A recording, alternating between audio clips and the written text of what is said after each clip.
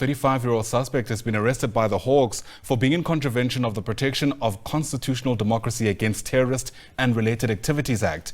According to authorities, the suspect was handcuffed at his home in Johannesburg yesterday following a lengthy probe into suspicious transactions allegedly linked to terror financing. So it's understood that in November of 2017, the man purchased Bitcoin through the Luno platform before transferring it into another wallet associated with an organization which describes itself as an independent charity. But what else do we know about this? Let's bring in the Hawks spokesperson, Colonel Philani Nkwalase, who joins us now via our video link. Colonel, thank you for your time and your patience, by the way. We really do appreciate it here on the SABC News channel. This is not the kind of story we report about often, terror financing involving Bitcoin and other kinds of platforms. In layman's terms, what is this person accused of doing? Well, firstly, good day to you and the viewers, and thank you for the opportunity to have us share this success. And yes, you are quite right on your intro. Part of the work that we do is to raise awareness on such crimes that we and the successes that we make. And this is one of those rare matters, but they do happen. So basically, as you have explained in your intro, the suspect is now charged for contravention of the Pok-Tatara Act in short. So that entails the transactions that are made to fund certain organizations that are basically doing illegal activities. So basically the 35-year-old was arrested, as you said in your intro, was arrested yesterday afternoon, and he will be appearing in court in Lichtenburg Magistrates Court on Monday. The reason why he's appearing in Lichtenburg Court is that at the time when that specific transaction was done, he was based in Lichtenburg. But on his arrest, he now lives in and around Johannesburg. So that's why he was arrested in Johannesburg and is now appearing in Lichtenburg. There may be other charges that may be added to the charge that to the count that he is facing as investigation continues. So in the long and short of the investigation is that there was an alert of suspicious activities that were transactions rather that were taking place through his Luno account.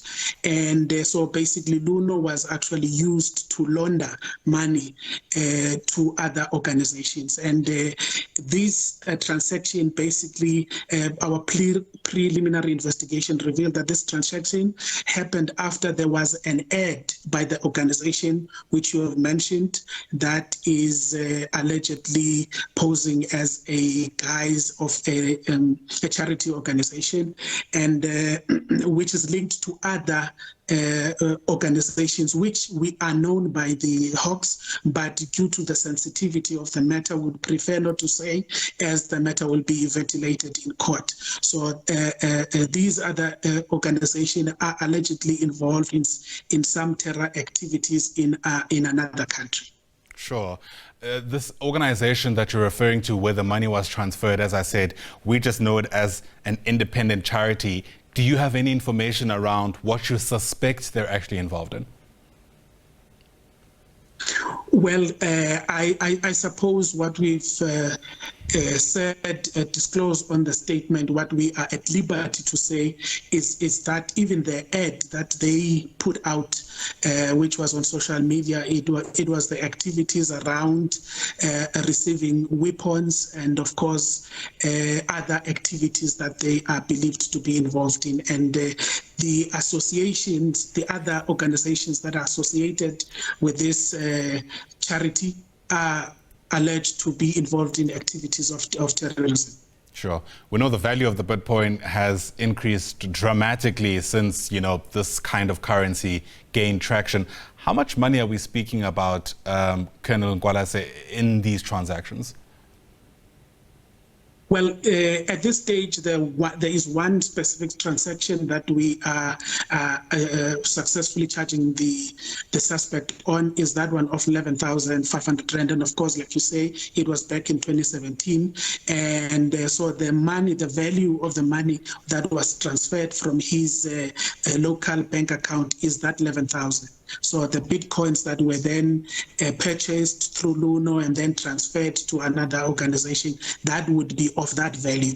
And of course, there could be other transactions that have happened. That is the subject of our investigation, and how many transactions that were there and how often was this happening. So that is all a subject of our investigation. It's a matter that would also be ventilated in court, including the association of this particular charity organization with these other organizations. Fair enough.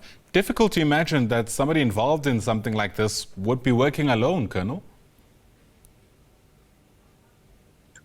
Yes, this incident, while for one, it shows the